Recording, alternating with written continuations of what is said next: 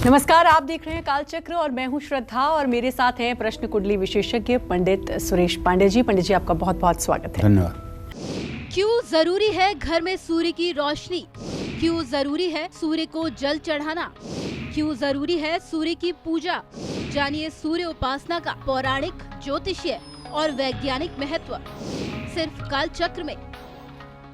जी हाँ, क्या आपको पता है कि सूर्य की उपासना आखिर क्यों जरूरी है? क्यों जल चढ़ाना सूर्य को जरूरी माना जाता है?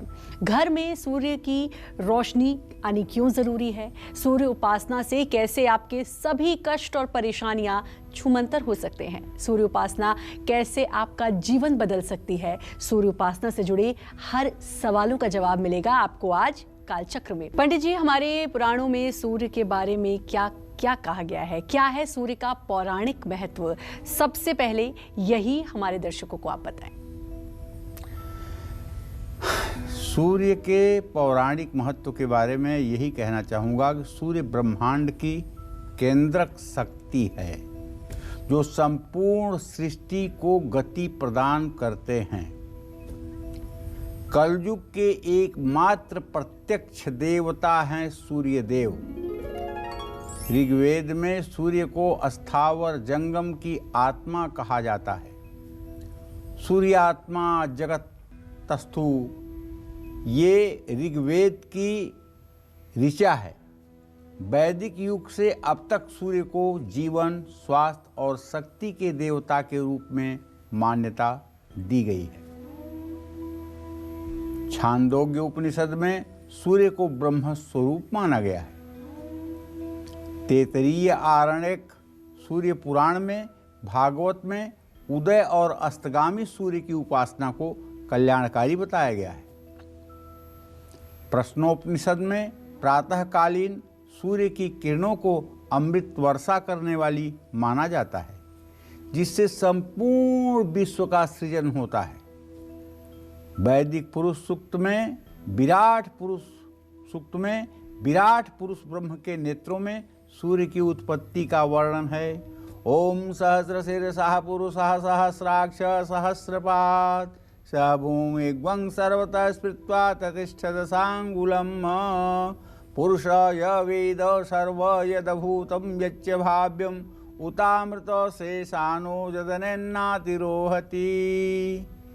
तो अथर्ववेद में कहा गया है कि सूर्योदय के समय सूर्य की लाल किरणों के प्रकाश में खुले शरीर बैठने से हृदय रोग तथा पीलिया जैसे रोग में लाभ मिलता है। ऐसी मान्यता है चाक्षुषोपनिषद के नित्य पाठ से नेत्र रोग ठीक हो जाता है। चाक्षुषी विद्या का पाठ करने वाला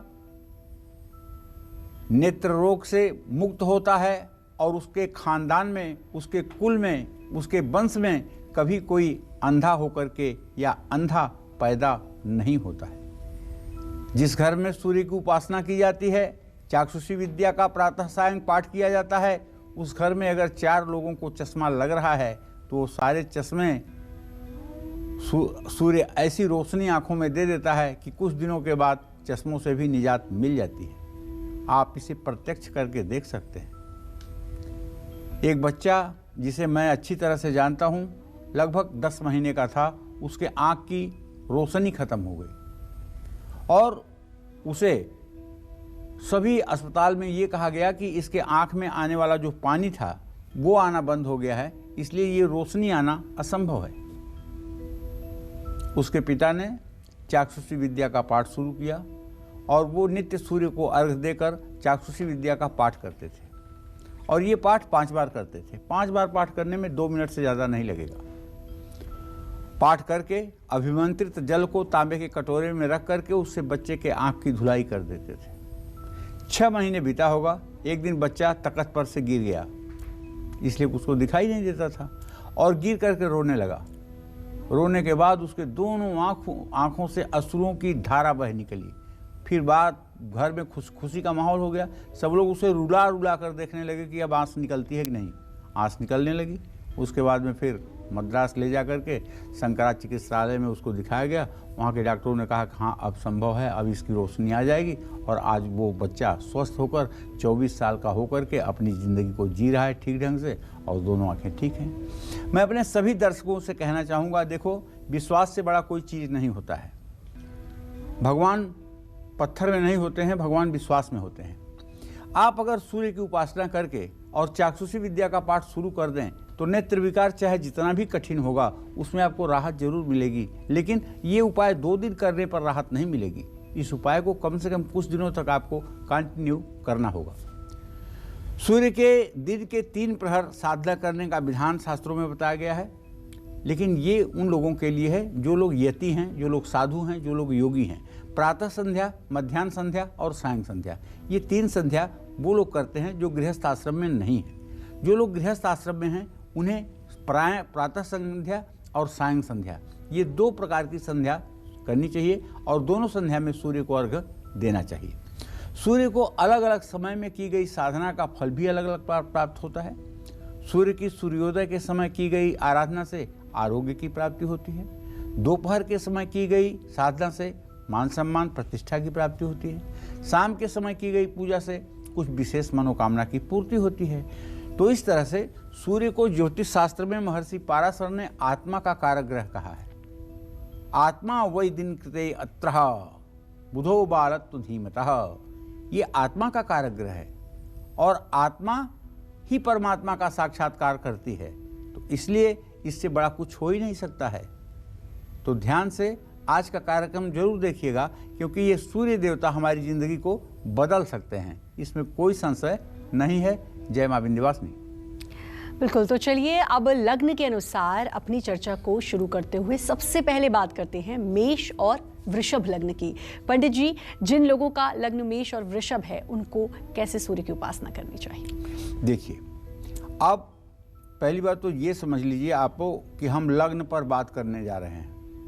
12 जो राशियां हैं, यही 12 राशियां जब 24 घंटे में भोग करती हैं तो ये लग्न बन जाती हैं। जैसे मेष से लेकर के मीन राशि तक 12 राशियां हैं, उसी तरह से ये मेष से मीन तक 12 लग्न हैं, ठीक है। और ये लग्न 2 घंटे में, लगभग 2 घंटे में बदल जाती हैं।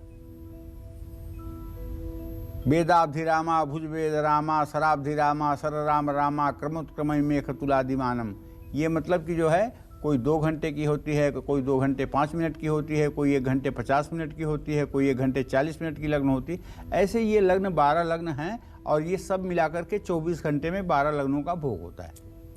तो आज हम ये कहना चाहते हैं कि जैसे कोई लड़का या लड़की मेष लग्न में जन्म लिया तो सूर्य उसके पंचम स्थान का स्वामी होगा, उपासना स्थान का स्वामी होगा। और जब उपासना स्थान का स्वामी होगा तो मेष लग्न वालों को सूर्य की उपासना, सूर्य की कृपा से नेत्र सुख, संतान सुख, शिक्षा, उच्च शिक्षा का आशीर्वाद मिलेगा। सूर्य का अपनी मित्र राशि में होने से आकस्मिक धन लाभ और आध्यात्मिक शक्ति भी बढ़ेगी।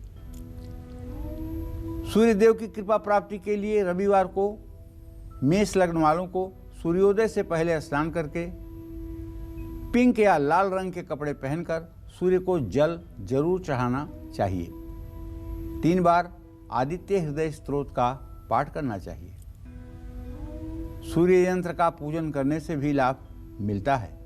और हाँ, सूर्य के वैदिक मंत्रों का अगर प्रातःकाल जप किया जाए तो चाहे जितना बड़ा डिप्रेशन हो, चाहे जितना बड़ा अवसाद हो, चाहे जितनी बड़ी हीन भावना हो, उससे भी निजात मिल सकती है। सूर्य के वैदिक मंत्र में यह शक्ति है कि बिल्कुल निराश, हताश और कुंठा से भरा हुआ व्यक्ति भी अगर सूर्य के वैदिक मंत्रों का ठीक से उच्चारण करके और उस मंत्र का उच्चारण मात्र कर ले तो उसके भी जीवन में एक नई ऊर्जा का संचार हो सकता है। ये अनुभव में देखा गया है, ये सिर्फ कहने की बात नहीं है, ये अनुभव की बात है। हीन भावना से ग्रसित, जीने की इच्छा त्याग दिए हुए व्यक्ति को भी अगर सूर्य का वैदिक मंत्र करवाया जाए तो उसके भी जीवन में एक नए शक्ति का संचार होता है। और ये वैदिक मंत्र 12 लग्न 12 राशि के सभी लोगों के लिए आवश्यक है और सब लोग इसको कर सकते हैं। किसी एक लग्न या किसी एक राशि के लिए आवश्यक नहीं है। और सूर्य का वैदिक मंत्र है ओम आकृष्णेन रजसा वर्तमानो निवेशयन् मृतं मर्त्यं च हिरण्येन सविता रथेन देवो याति भुवनानि पश्यन्। ओम सूर्याय नमः। ये सूर्य का वैदिक मंत्र है और शास्त्र सम्मत विधान है कि 7000 इस मंत्र का जप करने से सूर्य देव प्रसन्न होते हैं। लेकिन कलयुग में चूंकि मंत्रों का जप 4 गुना होता है, इसलिए कलौ चतुर्गुणा प्रोक्ता कलयुग के हिसाब से इस मंत्र को 28,000 बार जप करना चाहिए और 28,000 का दशांश हवन तर्पण मार्जन जोड़ने पर कुल 31,000 मंत्रों का जप करना चाहिए, तब इसका संपूर्ण रूप से फल प्राप्त होता है। जय मां विंध्यवासिनी। वृषभ लग्न के लिए सूर्य का आधिपत्य चौथे भाव पर होता है। इस लग्न के लिए सूर्य देव घर के लिए, माता के लिए, भूमि भवन वाहन के लिए सब चीज़ों के स्वामी होते हैं। वृषभ लग्न वालों को रविवार का व्रत जरूर रखना चाहिए। सूर्य को जल चढ़ाते हुए ओम घृणी सूर्याय नमः या ओम ब्रह्म स्वरूपिणे सूर्यनारायणाय नमः इस मंत्र को 3 बार बोलना चाहिए। वृषभ लग्न वालों को सूर्य को मजबूत करने के लिए धैर्य से काम लेना चाहिए, उग्र नहीं होना चाहिए, क्योंकि चतुर्थ भाव का सूर्य अच्छा नहीं होता है और चतुर्थ भाव का स्वामी जब सूर्य होगा तो निसंदेह ऐसे जातक की माता को हड्डियों में रोग भी होगा, इसमें भी कोई दो राय नहीं है। अगर कोई वृषभ लग्न में पैदा हुआ है तो उसकी माँ को हड्डियों में रोग जरूर होगा, इसमें कोई दो राय नहीं है। ऐसे जातक की माता को चाहिए कि वो सूर्य की उपासना जरूर करें, सूर्योदय के समय सूर्य को अर्घ्य जरूर दें और सूर्य के मंत्रों का जप करें। इससे उनके शारीरिक स्वास्थ्य में सुधार की संभावना बनेगी। जय मां विंध्यवासिनी। तो पंडित जी, आपने अब पौराणिक महत्व के बारे में तो बताया सूर्य के, अगर हम ज्योतिषीय महत्व की बात करें तो ज्योतिषीय महत्व के बारे में भी हमें बताएं। देखिए, ज्योतिष जो है एक श्रृंखलाबद्ध ज्ञान है और कहते हैं कि किसी वस्तु के क्रमबद्ध, सुसंगठित और व्यवस्थित ज्ञान को विज्ञान कहते हैं। इसी तरह से ज्योतिष का जो ज्ञान है ये सुसंगठित है, क्रमबद्ध है। इसलिए अगर इसको आप ज्योतिष विज्ञान कहें तो बिल्कुल भी अतिशयोक्ति नहीं है,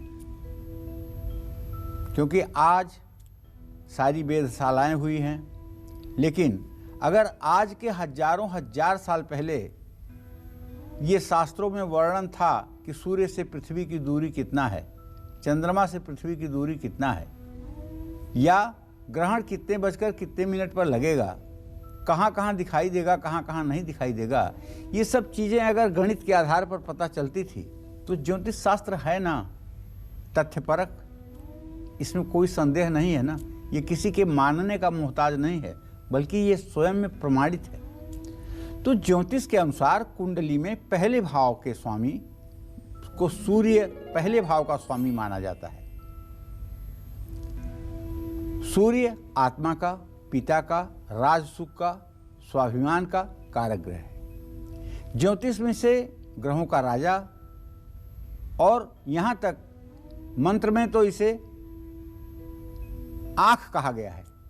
ओम चंद्रमा मनसो जातः चक्षो सूर्यो अजायत। चंद्रमा मन का कारक है तो सूर्य आंखों का कारक है। ओम चंद्र जातः चक्षो सूर्यो अजायत श्रोताद्वायुश्च प्राणश्च मुखादग्निरजायत। तो मानव शरीर में ये नेत्र और आत्मा का कारक माना गया है। आत्मा वैदिन कृते यत्र, आत्मा का कारक माना गया है, ऐसा महर्षि पाराशर कहते हैं। सौर मंडल में सूर्य को निडर और निर्भीक ग्रह माना गया है। इस आधार पर सूर्य को अर्घ्य देने वाले व्यक्ति को भी ये विशेष गुण मिलते हैं। इसीलिए सनातन धर्म में प्रत्येक व्यक्ति को सूर्य की आराधना करने का निर्देश किया गया है। महिला पुरुष इसमें लिंग भेद नहीं है। दोनों को सूर्य की आराधना करने के लिए समान रूप से निर्देशित किया गया है।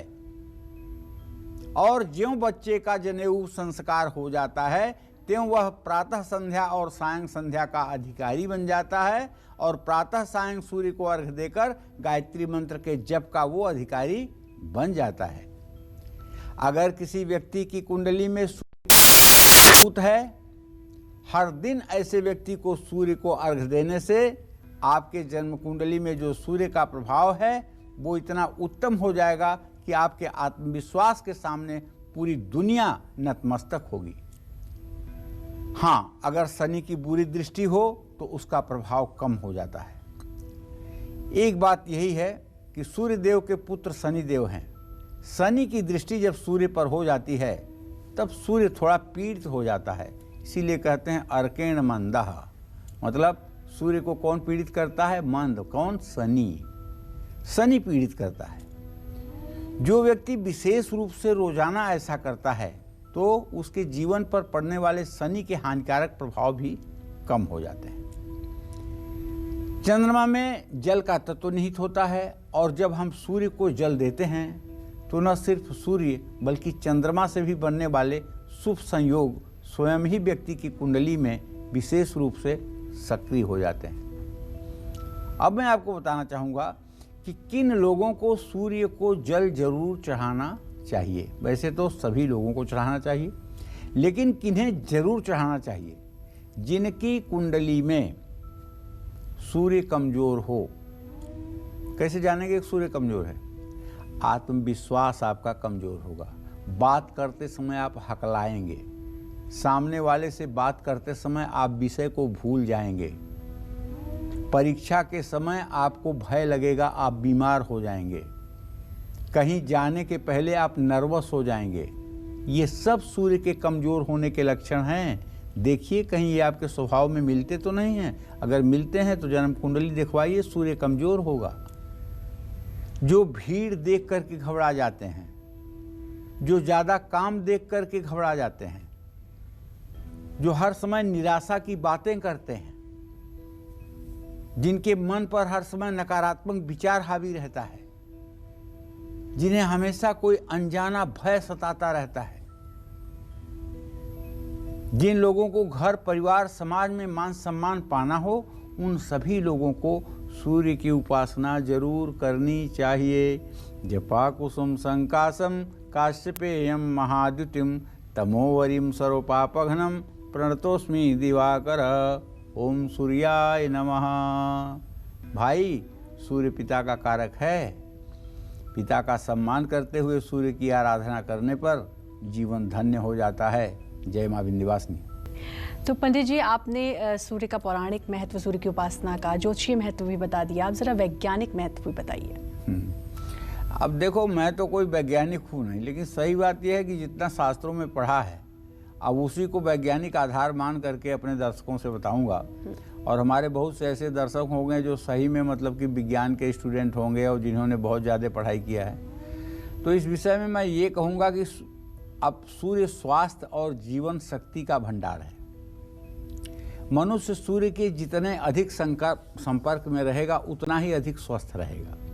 आधुनिक भाषा में कहूँ तो श्रद्धा, पहले जब घर बनते थे तो घर के बीचों बीच आंगन होता था और आंगन जो होता था वो उत्तर दक्षिण लंबा होता था, पूरब पश्चिम कम लंबा होता था। तो सूर्योदय से लेकर के सूर्यास्त तक आंगन में सूर्य की किरणें खेलती थी और उस सूर्य की रोशनी से परिवार स्वस्थ रहता था। आज की भाषा में कहें तो आज जब शरीर में दर्द होता है तो डॉक्टर सबसे पहले कहते हैं कि विटामिन डी की जांच करवा लीजिए। विटामिन डी की जांच करवाने का मतलब कि जाइए 1800 रुपया दीजिए, विटामिन डी का जांच करवा लीजिए। विटामिन डी की कमी हो गई तो आपको विटामिन डी की दवाइयाँ खाने के लिए मिल जाएंगी, जिससे आपको राहत मिलेगी। लेकिन पहले ये दवाई खाने की ज़रूरत ही नहीं थी, इसलिए कि सूर्य की किरणें पर्याप्त मिलती थी और सूर्य की किरणों से ही विटामिन डी मिलती है। तो सूर्योदय के समय उठने पर और सूर्य को जल देने पर हर अंग पर सकारात्मक असर पड़ता है। सूर्य चेहरे का आभा मंडल भी बदलता है, क्योंकि जब आत्मविश्वास अच्छा होता है, जब हृदय में संतुष्टि का भाव होता है, तो उसका असर आपके भाव भंगिमा पर भी दिखाई देता है। यदि आपका मन ग्लानि से भरा होगा तो आपके चेहरे पर कालापन आ जाएगा, और यदि आपके अंदर का आत्मविश्वास मजबूत है तो आपके चेहरे से तेज प्रस्फुरित होगा। हमारा शरीर 5 तत्वों से मिलकर के बना हुआ है, बल्कि ये सृष्टि 5 तत्वों से मिलकर के बनी हुई है। इसमें एक तत्व अग्नि तत्व भी है, और सूर्य को अग्नि तत्व का कारक माना गया है। ऐसे में सुबह सूर्य को जल चढ़ाने से उसकी किरणें पूरे शरीर पर पड़ती हैं, जिससे हार्ट, स्किन, आँखें, लीवर, ब्रेन जैसे सभी अंग एक्टिव हो जाते हैं। सूर्य को जल चढ़ाने से और सूर्य नमस्कार करने से इम्यूनिटी बढ़ती है, शरीर में विटामिन डी की कमी दूर होती है। सुबह के समय सूरज की किरणों को, जो सूरज की किरणें निकलती हैं, वो हमारे शरीर में होने वाले रोगों को संतुलित करती हैं, रोगों को समाप्त करती हैं, और सूरज की किरणों में इंद्रधनुष के 7 रंगों का भी समावेश होता है। और ये रंग